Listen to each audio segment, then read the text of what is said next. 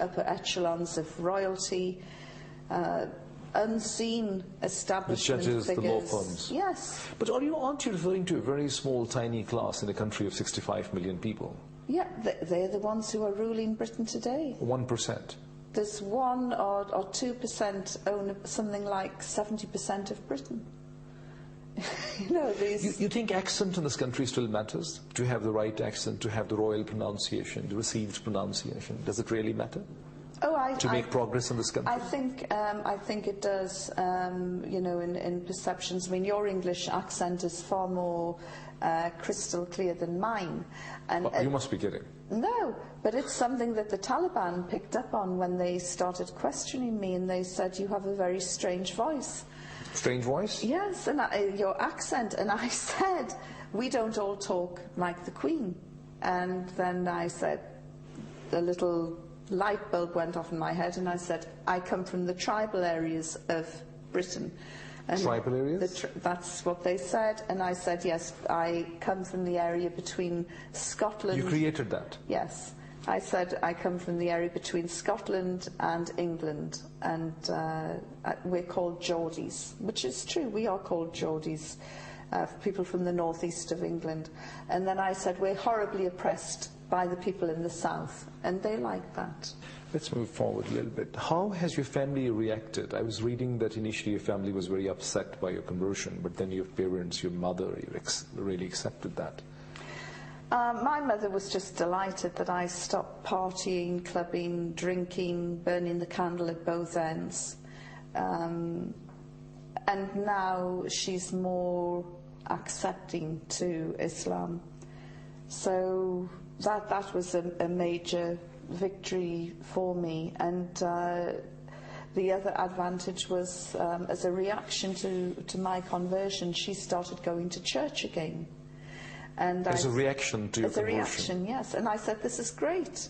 So you brought religion back into her life? Yes. I said, at least you're getting some spirituality into your life. And then I've said, you know, you just have to make that little jump from Christianity to Islam. And she's 79, and she said, I don't have time for these newfangled Arab religions. Arab religions? And I said, where do you think Jesus is from? Manchester? And for the first time in her life, she began to realize that the roots of Judaism, Christianity, and Islam are all wrapped round. From a small triangular area in the Middle East. Well, what about the most important relationship in your life, your daughter Daisy? Daisy is my greatest supporter. I would love to see her convert to Islam. I hope, you know, that it will happen one day. She does. So is Daisy a Christian? She's a Christian, and it's a bizarre situation because both her parents are Muslim. When Daisy was born, I decided that she should make her own decision when she gets older what her faith is going to be, and that was working quite nicely. She had the influence of her father's faith, she had the influence of my faith, and so she was spiritually aware. And then my mother said something one time about, you know, you ought to get Daisy christened into the, you know, become a Christian. And I said, oh, let her decide when she's older. And my mother said, but, you know, she's nothing at the moment. And Dawood, her father, said, well, actually she is. She's a Muslim, and until she changes her faith, she was born a Muslim. And my mother was horrified at this and set about, I think, putting ideas in Daisy's head. And when she was 7 or 8, she said to me, Mummy, I want to be a Christian. So she was christened in July 2001. At the time when almost you were about to become a Muslim. Yes, and you know, it's everything is for a reason. Only Allah knows best. And she became a Christian. She's very spiritually aware. She's at boarding school. I'm quite relaxed that she's in the Christian faith, because it's very, very similar, and as I said before, it's a graduating point towards Islam. Yes. You know, I think it's you've got to learn your 2 + 2s before you can go on to a more senior level of math, and so I'm quite relaxed about her developing spiritually as a Christian, but she's also, as I say, acutely aware of Islam and its importance, and when we are on holidays, we always go to a Muslim country. Even what about the rest of the society? How have they reacted? People around you, around your family, your friends? There are those who are completely prejudiced, and I've got girlfriends who will meet me and say, you know, you're looking really well, you've lost so much weight, your complexion is healthier, you seem happier, you know, what is the secret? And I'll say, it's Islam. And they say, no, really, you know, nobody's around, just tell me. What gym have you joined? And, well, it's either something like that, or is there a man in your life? And I'm saying, how shallow are you that you would think that I would change my faith for a man?